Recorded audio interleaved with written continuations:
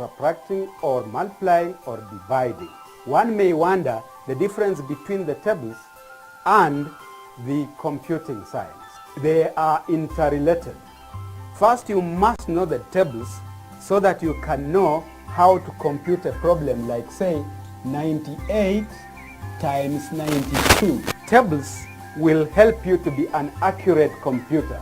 You must be perfect in the tables to be able to compute properly. Mathematics is logic and reason. Easy to play with numbers and science. Join me, Dr. Omar Kundu, every Saturday at 9:15 a.m. to 10 a.m. Learn, master and enjoy mathematics on West TV.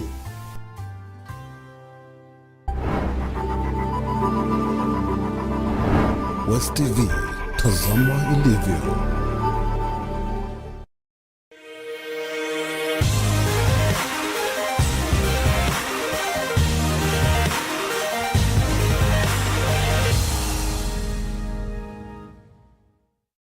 Good morning, dear viewer. This is the Morning Scope. We're coming to you live from Westv here in Bungoma. Every Tuesday morning we have this conversation looking at various issues. Today we're going to go straight to the mindset, the issues around mindset change with the populations of people living in the Western Kenya region. You see, every other time we have conversations and we tend to be holding some things so dear that we don't feel like we want to let them, much as living what we hold dear is beneficial. So today's conversation is inspired by the need for a discussion around mindset change. On the show I had invited the counseling psychologist, but she's unwell, Madam Caroline, who is the proprietor of Peace Center, a training institute. She's not available this morning. I'm sure she's going to come in on another time so that we do the conversation and she'll give us her views. But then I have an investment consultant. He's a banker, career banker, Justus Murenga Wanjala. Is a director at Umoja Magharibi. He's here with us, so I'm sure we're going to have this conversation going as we desire. So I just want to invite you, take your position so that you follow. Please stay tuned, follow us on X at Westv_Kenya. You can send me messages at Mr. Kitui on X. And then you can also follow us on YouTube because we're streaming live at the moment. Leave a message, leave a comment. I'll be very happy.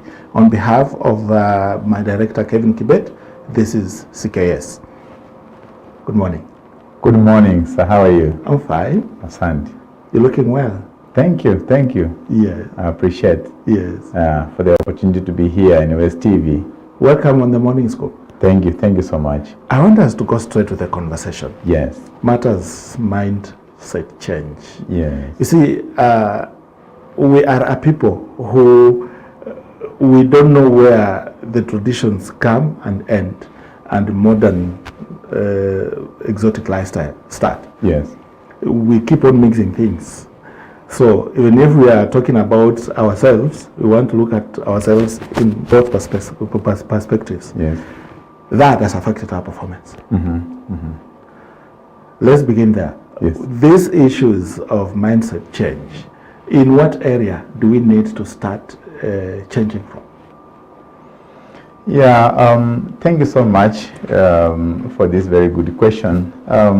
Mindset, obviously what drives a human being is mindset. What you want to achieve in life, and this dictates what you do. And given that we've lived in a society that we have grown in, though we've gone to school, we get exposed and all that, not everybody has had that opportunity to move from one segment of the society to another segment, so I can be able to see. So mindset change is an important aspect of somebody's life, because they always say if you continue doing the same thing, you'll continue getting the same results. Yeah. Which I'm sure not all of us are happy with the same result that we have today. So we have to do what you call mind shift, like you say. The issue is let's go to the wealth. Yes. Traditionally, we were introduced to wealth at a very tender age. Yeah. Because a toddler is given an egg or a chick. And they grow that. Yes. And the clever ones, those who are shrewd, by their teens, they have a ng'ombe because they were able to accumulate that. Yes.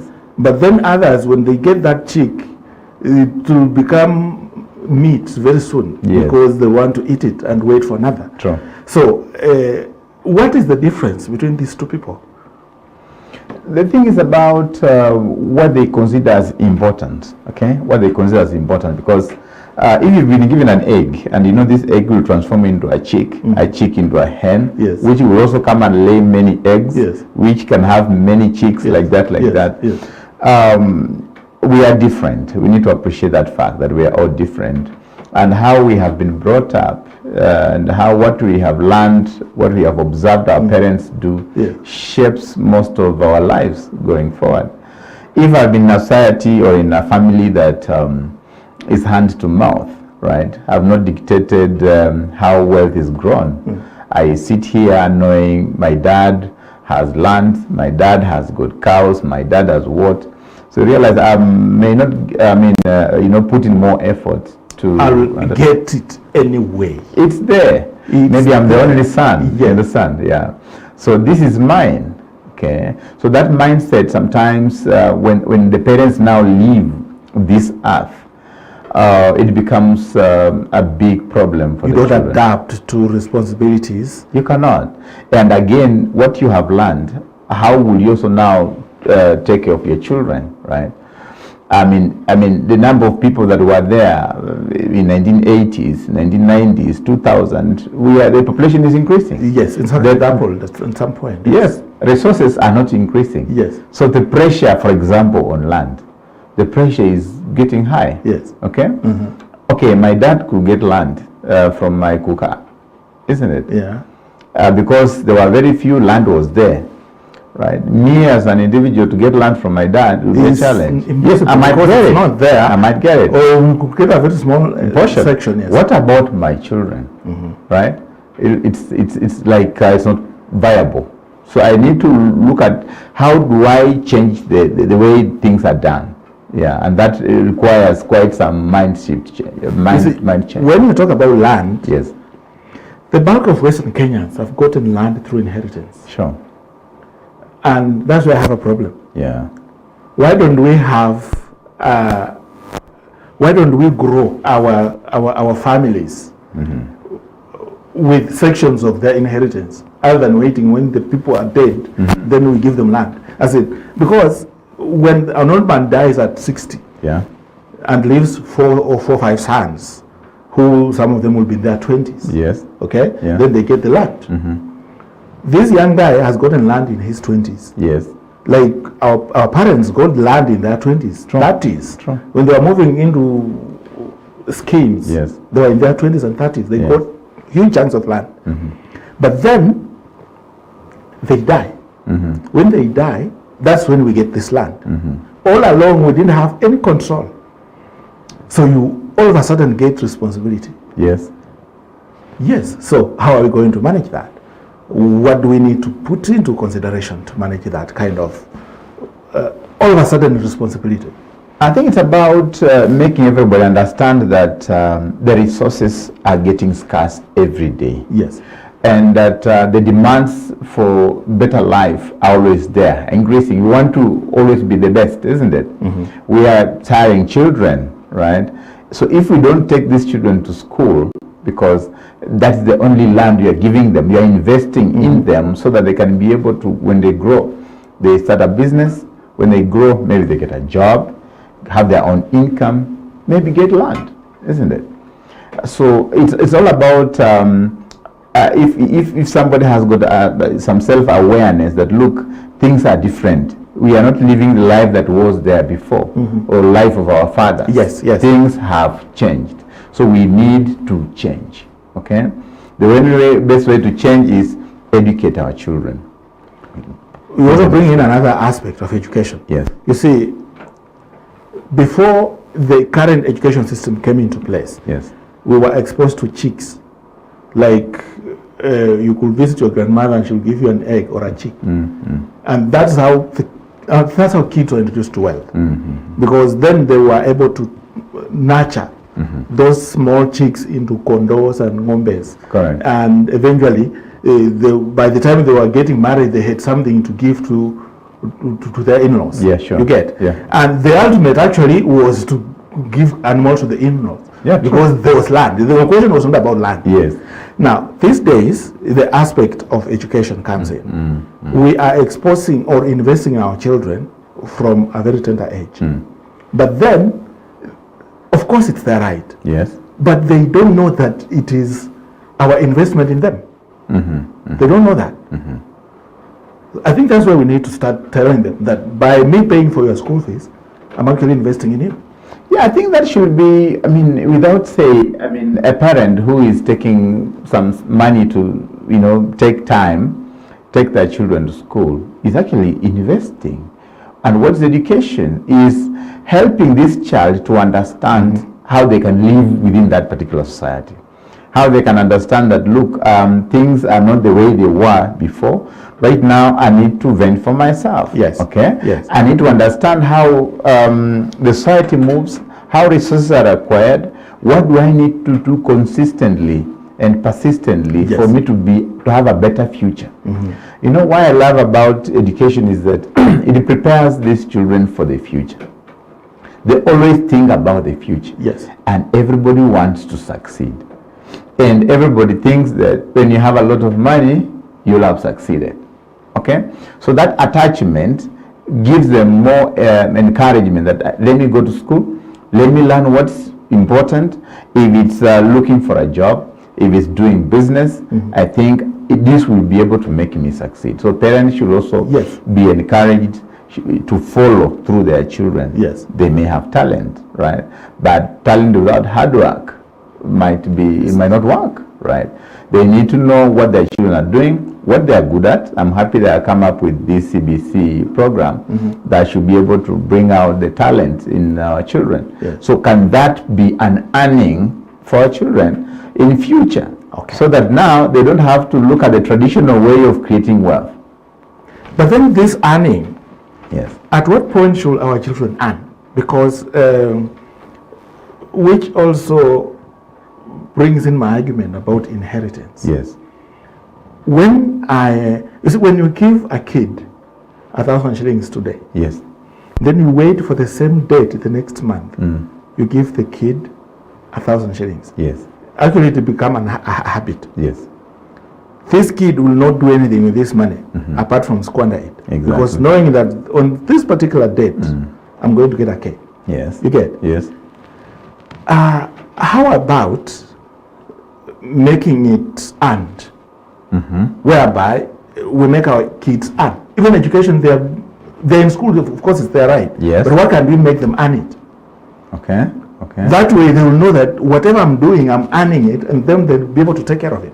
Other than what we see in our community. Obviously, you see what our children need to understand is that yes, at some point they will need to be guided, they need to be supported, right? They need that 1,000 to take care of their needs, Yes, right? yes. And what's important is how the child has been explained to that particular 1,000. What is it for?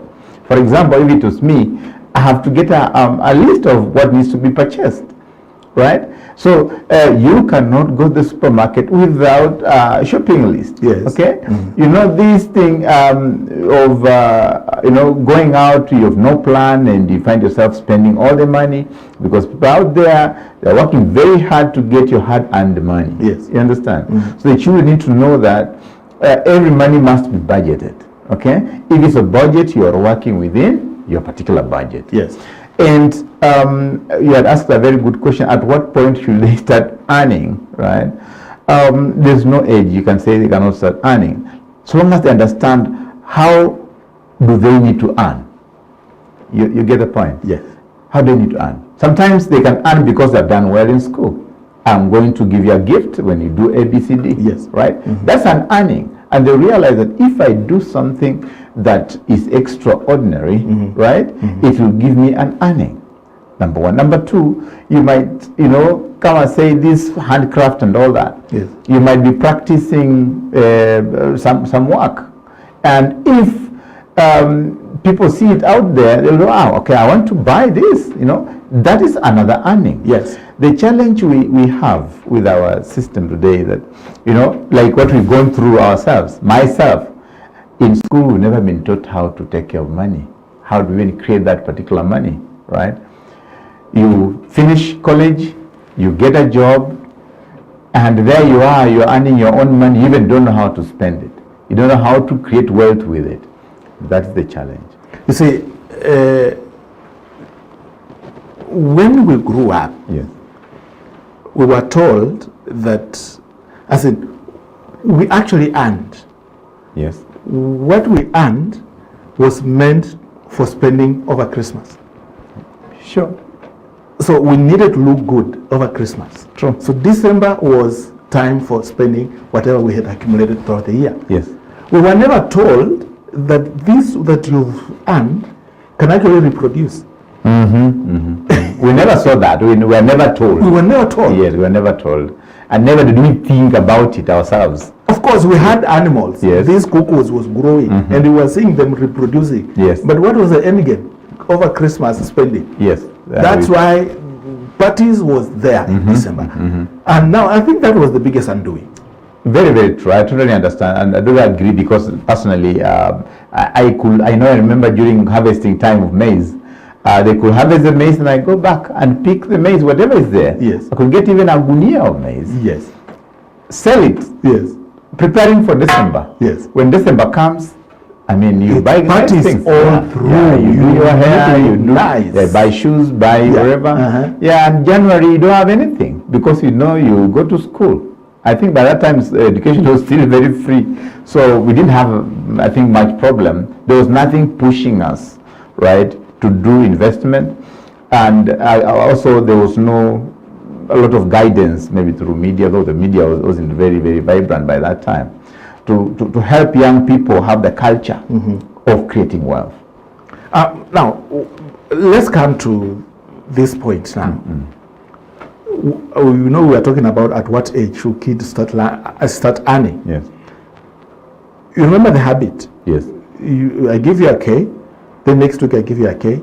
The third week you will be expecting that K. Obvious, yeah. It is a right. If it doesn't come, actually we are not going to have any communication. You're likely to riot, yes. So why don't we make this K to be a seed?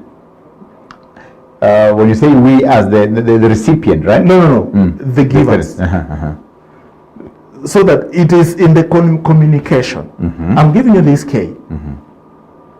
I don't care. You could be 2-year-old or 3-year-old or 5 years old, whatever age you are. But whatever I'm giving you, I'm not going to give you to eat it. I'm going to give you so that you think on how to double it. So by this time next month, you've doubled this.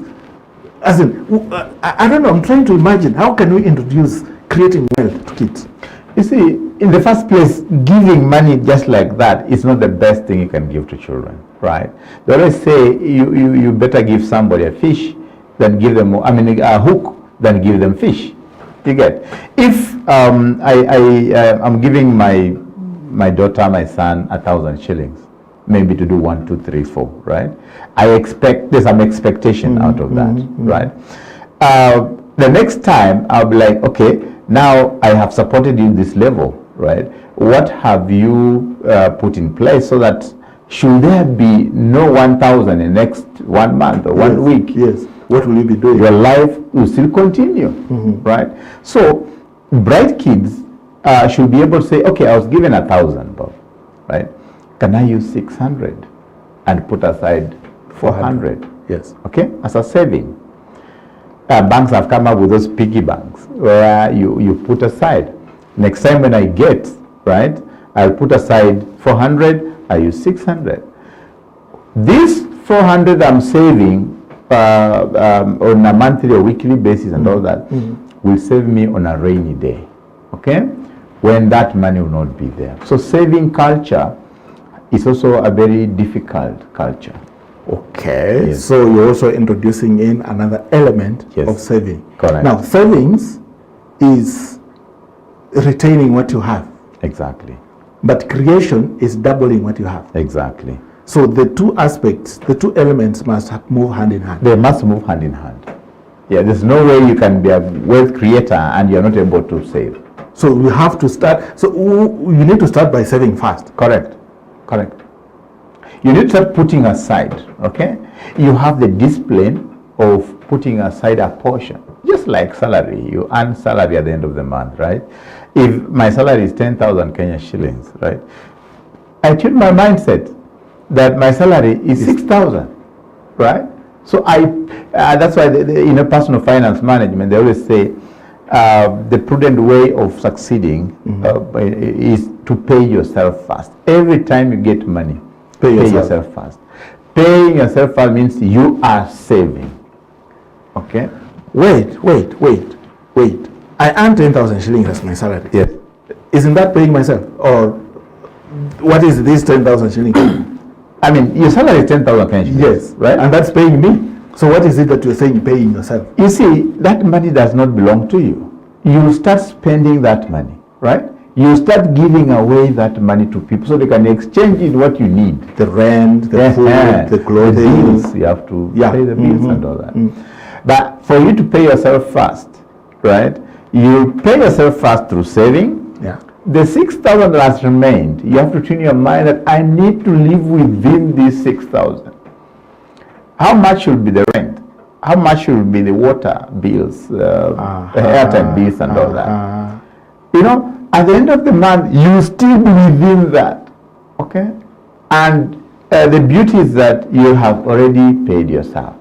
So And whatever you've set aside is now what is designated for doubling for future investment, because where you are saving, it's earning you interest.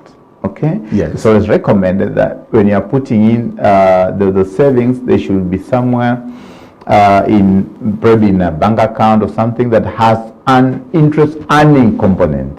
Okay.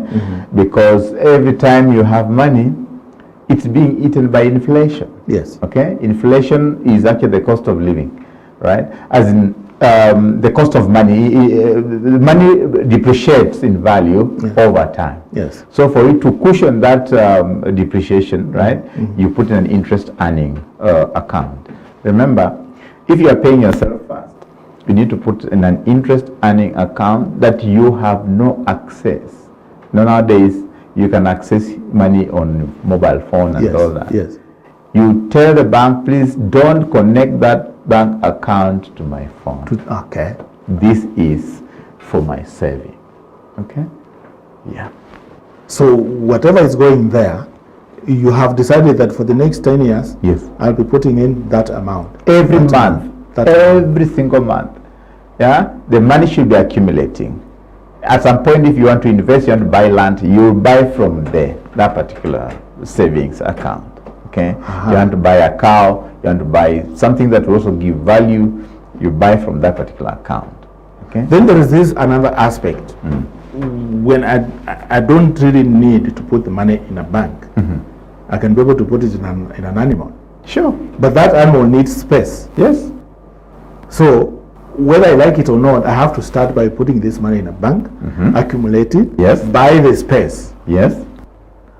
Buy the space so that you can be able to start, it's whatever space you're getting is an asset. Yes. Okay? It's an asset. You can be able to put there a cuckoo, you can put there a goat, you can put there and a cow. whatever you put there has the ability to multiply. To multiply. Yes. So that is the best way of creating wealth. Exactly. At what age should I have that? Should I be conscious of that?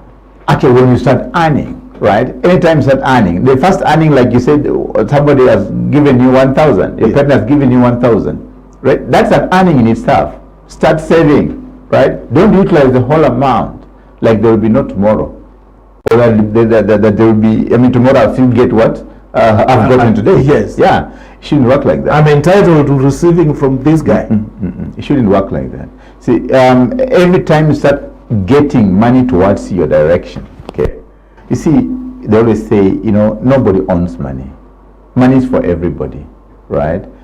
It depends on how you attract it, right? The more you attract it and take care of it, money likes a place where it's being taken care of, right? And runs away from places where it's not being taken care of. Yeah. Yeah. Yeah. Wow. Yes. Let's look at our education system. Yes. Has it been has it prepared us enough with this kind of knowledge? I can say it's quite unfortunate. It's quite unfortunate that, our education system is very academic, okay? It's not very practical to tackle, our day-to-day life expectations, right? Today, you get somebody finished school, finished college, and still, they only know the academics. You learn very complex things in school. When you come out here, those things are not helping you, okay? So, there's a challenge there. You're not teaching us about money, how to create money. You're not teaching us, how to do the job, right? How can I be the best salesperson in the world, okay? Those are things that needs to be taught in school. I think another thing which needs to be taught is that the inheritance you are getting from your parents should also be earned. There has to be a specific element on this wealth that you're supposed to receive. If you don't meet the requirements, don't get it. But then that's traditional, that's cultural. What are we doing with our cultural mindset? Because guys will come up with pangas and want to prune you if you didn't give them land. Land and all that. Yeah, and then wealth creation, you need a source. If this inheritance wealth is a source, fine. But then if you can have an access to wealth minus this inheritance wealth, then I think you're the most advantaged person. Look here, you see, today, anybody who is anybody who is still thinking about inheritance, I think they're still way behind, okay? Because the reality is, everybody can see, yeah? Like my father will tell you, Daddy, you can see our land. How many are you? And how much is this land, okay? You should be able to start thinking, look, I should not start expecting land from my daddy, right? I need to be looking for my own land, okay? And how do I look for my own land? I need to do something that will create money that will give me my own land. And the easiest way to do today to get land is engage in business. Okay, be an entrepreneur, okay? So changing the mindset that, look, for me to get money from Situma here, I need to sell something to him, okay? I need to look for something to sell. If I need money, I need to look for something to sell, right? Something, because see, money will only come your direction if you have something to offer. And the other person needs that thing that you are offering. So what is it that this guy wants? Yes. So you should be troubled to start thinking about what people need, isn't it? You come in and provide that service. You have the money, right? Your job should be every day thinking, hey, okay, is there any problem people are encountering? Okay, so if I provide that service, if I provide that particular product, we will exchange with money, right? And you make it consistent. You are in business. You start accumulating now. You've gotten money, you start paying yourself first. Remember that thing I told you? Yes. I mean, you are now getting closer to owning your own asset. Because the only way to start getting these assets starts with you paying yourself. Yes. Because if you have nothing on you, there's no way you can afford anything. Yeah, you cannot afford anything. And look here, look, I mean, like I always share with so many youths now, I tell them, look, today it's easier to do business than ever before. And in any case, you don't need any capital. You know, when I ask people, why are you not doing business? They tell me, oh, okay, capital. I don't have capital, I don't have what. I'm like, business, for heaven's sake. business is never capital. Business is an idea. To do business, you need to have an idea of solving people's problems. Okay. If you have that idea, getting capital becomes very easy. Yeah. You yourself, you started off as a banker. Yes. But then you branched off. Yes. You went into very many things. Yes. You went into creating apps. Yes. Just tell us a bit of that story up to where you are at Umoja Magharibi. Look here, I mean, it's a long story, okay? And obviously, the learning curve is like that. You have to go up and down, down, so they can be able to know what really I can be able to do. I was in a bank. I was earning decently well, okay? But I realized this will not be able to make me achieve my goals, okay?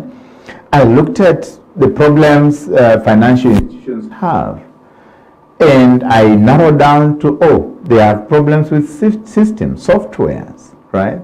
I mean, for them to acquire software, it's very expensive, okay? What can I do? Let me come up with an affordable software. How do I do that? Let me start learning how to develop a software.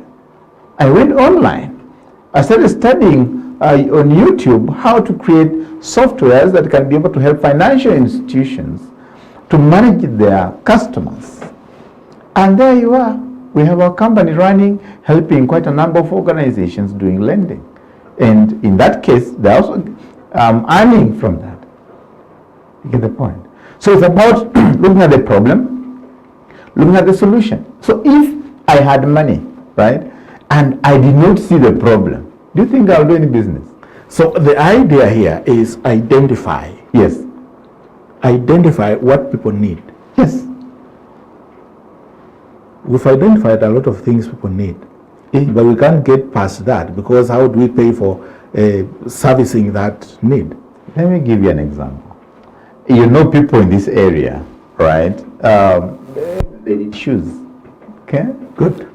They don't have shoes. They need shoes. Yes. They have the ability to pay for the shoes. Yes. Okay? Yes. There is somebody somewhere whose problem is to sell the shoes. He has the shoes to sell, but he doesn't have customers. Yes. You have access to the market. So if I go to the seller, look here, there's a market. I'll sell your shoes. You enter in a collabo.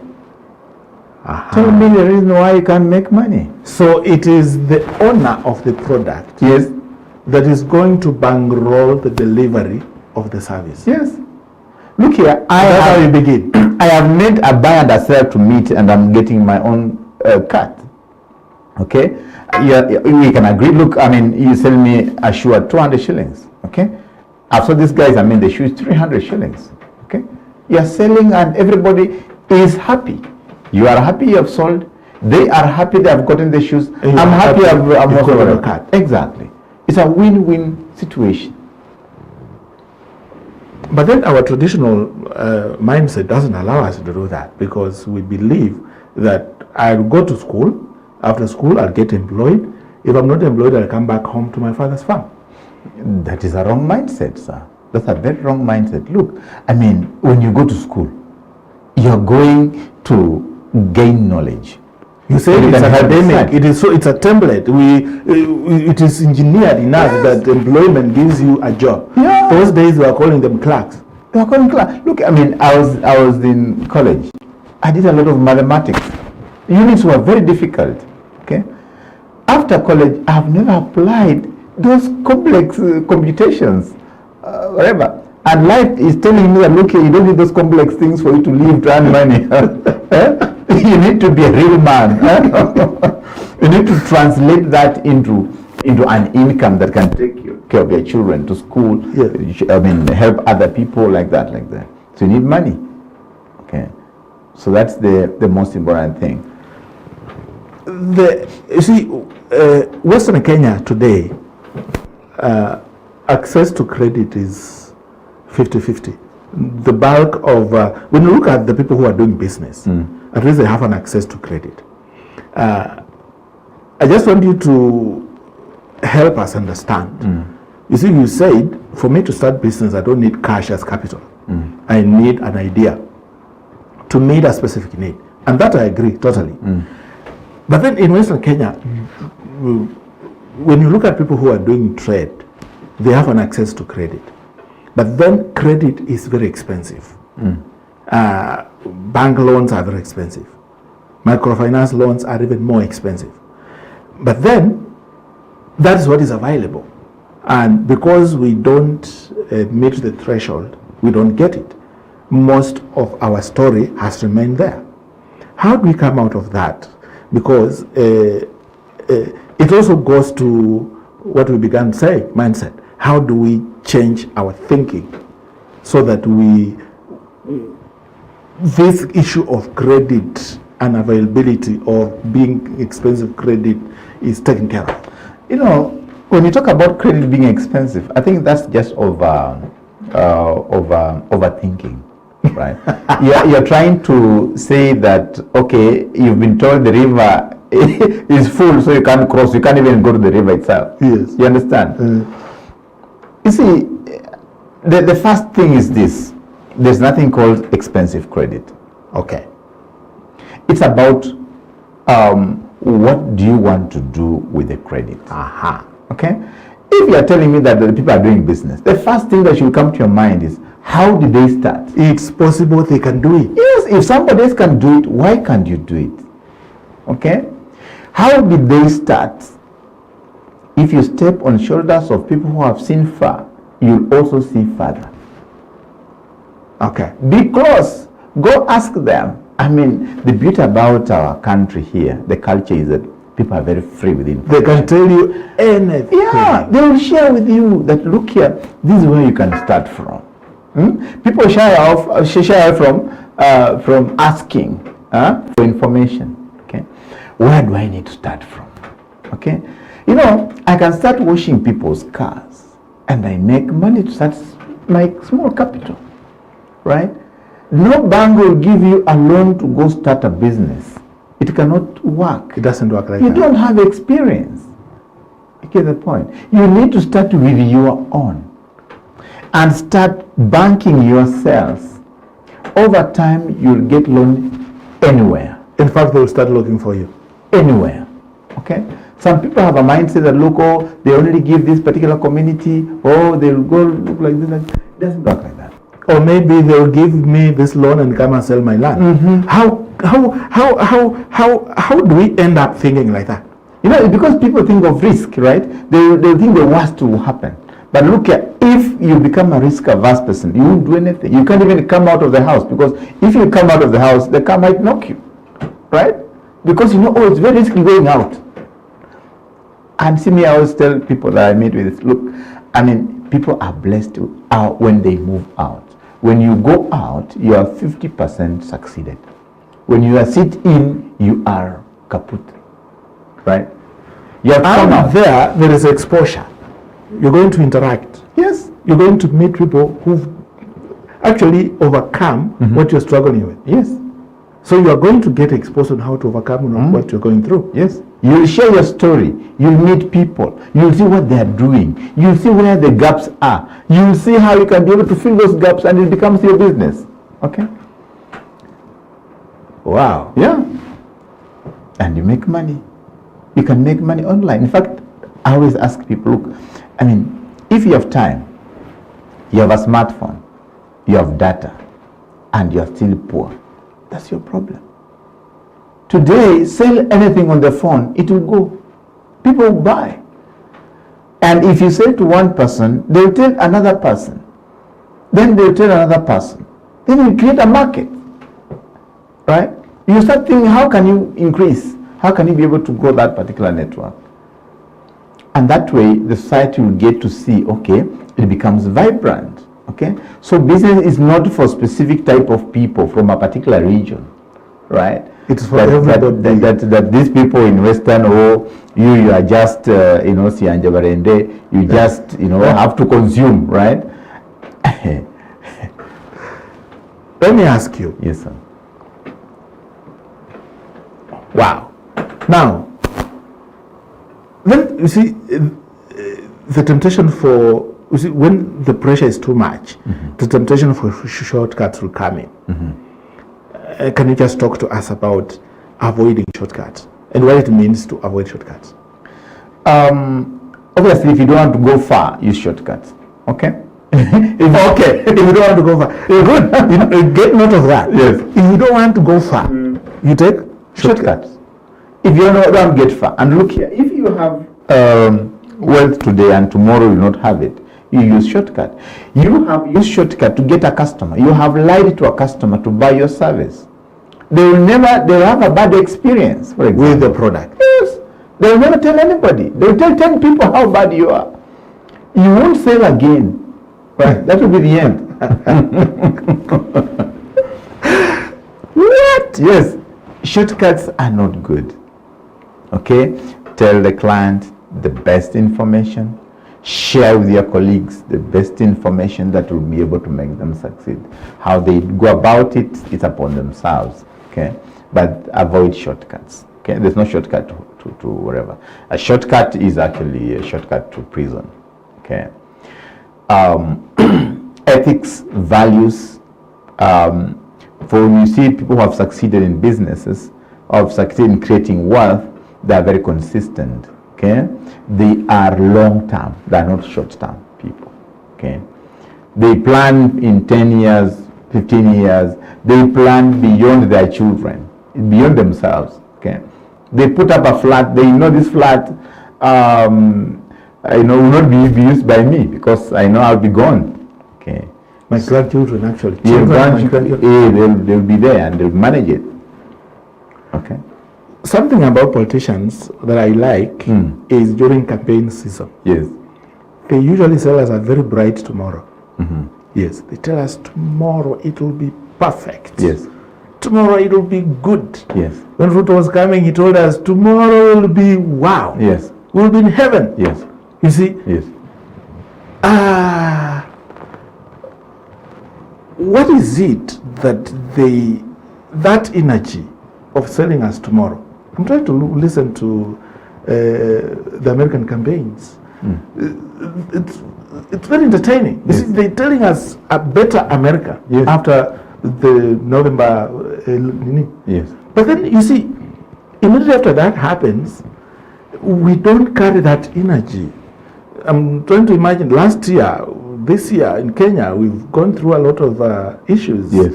Because what was promised, that energy changed. And we tended to be carried with that a bit. And then we look at our cultural formations and we say, this is our story. Where do that energy go of a better tomorrow? You are telling us about doing a flat for 15, 20 years. It will be very good tomorrow, 20 years from now, 10 years, 5 years from now, it will be good. But then, between now and 5 years, something usually happens. Then after 5 years, it's nothing. I don't know how I can discuss that, but I mean, what would you expect a politician to tell you? That tomorrow will be bad and they expect you to vote for them in? Well, I'm wondering, where do that energy go to? I mean, they will promise you a better tomorrow because everybody expects a better tomorrow. Okay? Everybody is living because tomorrow, they expect tomorrow will be better than today. Isn't it? Usually,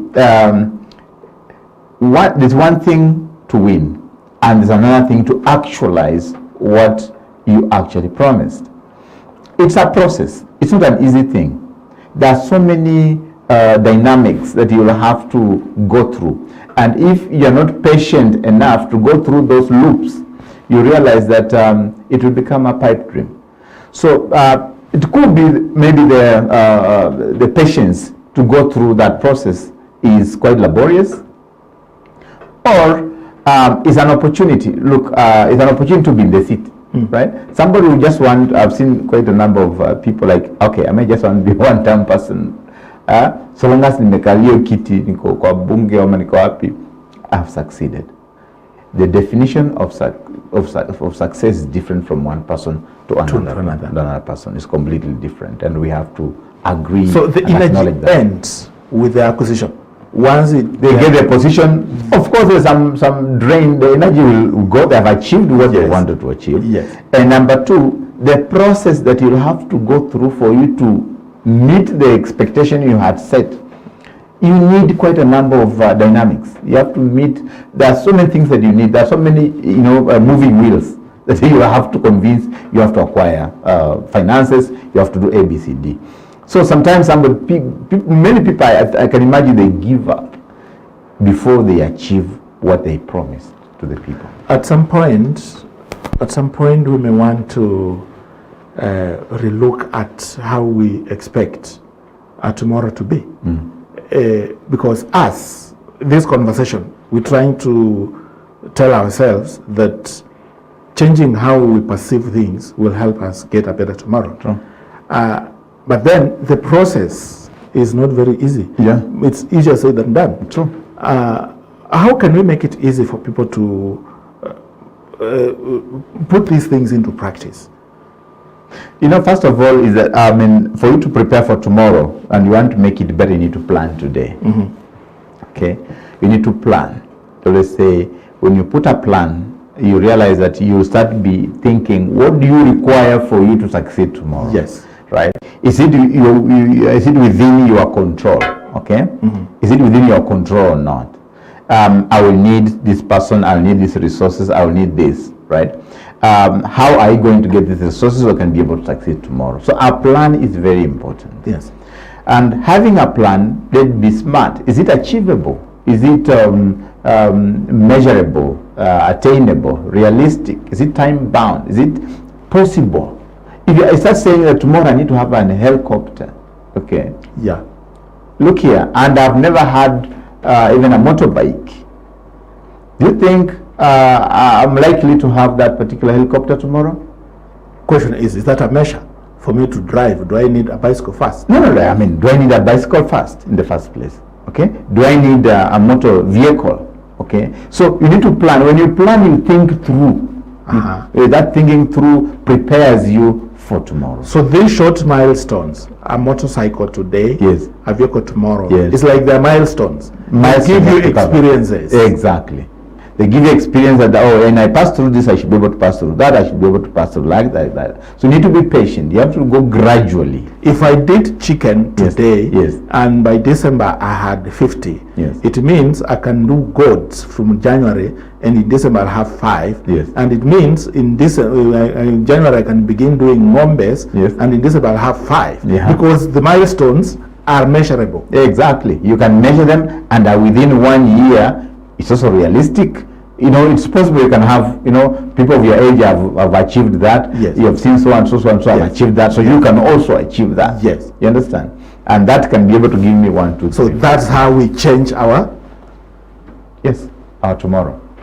How we prepare for tomorrow. We're coming to an end of our show. Yes. But I want you to talk about how do we look, or how do we our traditional thinking and modernism, the modern way of looking at things and our traditional way of looking at things, how can we borrow from both and navigate successfully? Obviously, from the traditional point of view, the values that we've had in the past are very strong, and if people have redeveloped those values, getting into the future becomes easy, right? Do not lie, right? Work hard, wake up early in the morning, maybe do some exercise. There was no technology. Now there's this technology. How can this technology make work easier for me? Okay. Now people are getting lazy every day. Okay, every single day people are getting lazy because it's technology. They just know, nikifika ndara pikipiki nitafika. Yeah. I'll arrive because there's piki. I'm not going. I'll just send an SMS. I'll send M-Pesa. Yes. I don't need to go to the supermarket to go start queuing or go looking for parking. What do I do? I'll order. I just order and they'll bring. You understand? So things are making life easier. For somebody who's now an entrepreneur will see, okay, can I look for those guys who are lazy? I will do the job for them of delivery. Okay. Hello. I make money from that. Yeah. Wow. Yes. Okay. Okay. Let's end like this. When we meet tomorrow, after having laid a foundation and failed, Yes. then we meet tomorrow and I tell you, I laid this foundation. I did chicken and they died before they were able to give me returns. My ng'ombe was stolen and before it was able to give me returns. And I'm so discouraged. And I'm not able to do anything else because I'm sure they're coming to steal them Again. They'll lose. Yes. How do I, just that kind of, can you encourage somebody? And we end there.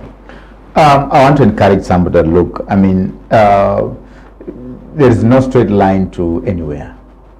You'll get corners, you'll get uphills, downhills, like that, okay? The moment you do something, it doesn't work out, you have actually gained more than somebody who never tried. Okay. Okay? You are a wiser. If you try again, right, you know what to do and what not to do. Okay? You will be able to be in a better position to even advise those who are in that sector, who are also thinking about starting. So you make a society better by seeing how they can mitigate the risks when you're doing in that particular business. And it will also inform you that, look, before you do something, start imagining what is likely to happen. What are the risks that are likely to happen? Associated. Yes, with this. And if they happen, how do I need to respond to them so that I remain afloat? So that the goal does not change. Okay? So you'll be wiser, isn't it? If you fail, you are learning how to get better. Yes. So failure is not a problem. You have to fail. I can tell you, you have to fail. I've done over 20 types of business. I've failed before, right? And that one does stop me, I mean, from trying again, okay? Are you saying that if your mwiko gets stuck or something, you stop cooking? No. You have to look for another one if it gets broken, isn't it? In the fast. Yes. Good. Because the stomach still is asking to eat. Okay, you can convert that into porridge. No, can convert it into porridge also. Yeah. Justus Murenga Wanjala is a director at Umoja Magharibi. They're doing a lot of things. What's happening at Mumbo Village? Oh, Mumbo Village. Oh, Mumbo is west. When you say Mumbo in the Kibukusu, is west. Magharibi is west. Is west. So there's a lot of waste there. No. We are talking about west is Magharibi, Western Kenya. Yes, well, there's a lot of it. Yes. So what we're doing is that, we want to harness the resources that are within Western Kenya, so they can benefit the people of Western Kenya more, right? We have set up a Mumbo village in Dengelua, just between Dengelua and Mabanga on your way to Webuye. We want to put up, I think, a modern shopping mall, so that everybody can get the best experience when they want to do shopping, right? You want to shop, you want to eat, you want to dine, you want to sleep, right? You want to swim, you want some indoor games and all that. Yeah, that is the future we are looking into. So that's what we are focused ourselves on doing. Within that, we have Umoja Magharibi, that we are involved in projects. For guys in Western, we are really into water projects, right? You want to sink a borehole, you need water for your community. That's our job, right? We will sing it for you, equip it, and people start drinking water, okay? If you don't have enough finances, we can be able to support you so that you can pay pole. That's what we do. Well, we've come to the end of the show. I just want to thank you for following the conversation. I've seen a few comments here that some are describing you to be sharp. They're wondering where you've been hiding. I'm in Bungoma. That guy is sharp. Okay. Now, Thank you for staying with us. Keep the comments coming. I want to read a little bit of your comments on X at WestTV_Kenya, at Mr. Kitui on X. This show is on YouTube. Please leave a comment and subscribe. Whenever you're on social media, please like, comment, and share. Thank you so much on behalf of Kevin Kibet, who is my director on the show. This is CKS.